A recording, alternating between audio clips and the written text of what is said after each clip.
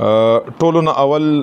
ګرانو کتونکو په دغه پروګرام کې شریعت پرانا کې سوال جواب کې یو کس تپوس کړی دی او دام نن سبا چې کومې د حج ورځې دي د حجیانو صاحبانو ورځې دي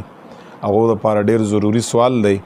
سوال یې دا کړی دی چې آیا په حاجي باندې د کوم کسان چې حج لتلی دي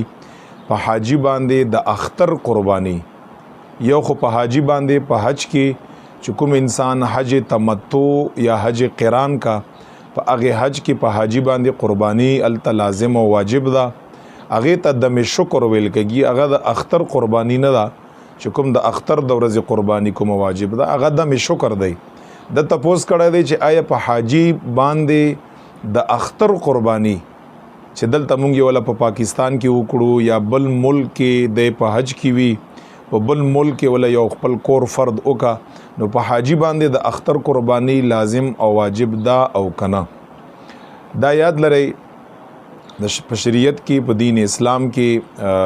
په حاجی باندې دا کوم چې د لوی اختر قرباني ده دا په حاجی باندې واجب او لازم نه ده. وجه دا ده چې فقها فرمایي په دین اسلام کې مسله دا ده چې حاجی دا مسافر دی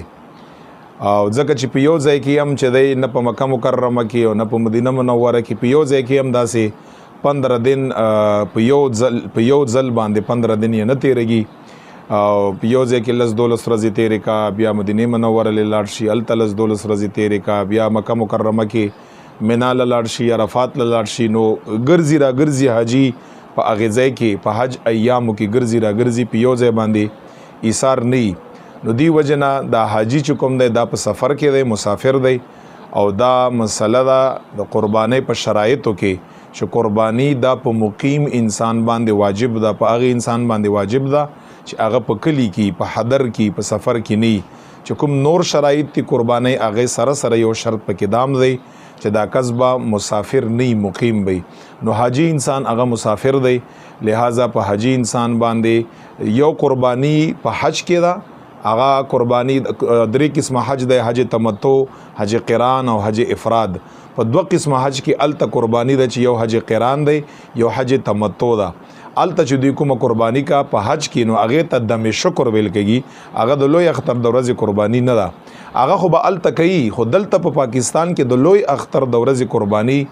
نو دا په حاجی انسان باندې نشته دی. نو په کار ده چې دلته وارثان هغه د پاره قرباني ونکا او دا د دین اسلام په شریعت محمدي کې چې کوم دی دا مسله ده او دی چونکې مسافر دی او په مسافر باندې قرباني نه وي لہذا هغه د پاره دلته په پاکستان کې قرباني کړل یا په بل ملک کې چې دی په حج کې وي قرباني کړل هغه په انسان په وارثانو باندې په کور افرادو باندې لازم او واجب نه ده.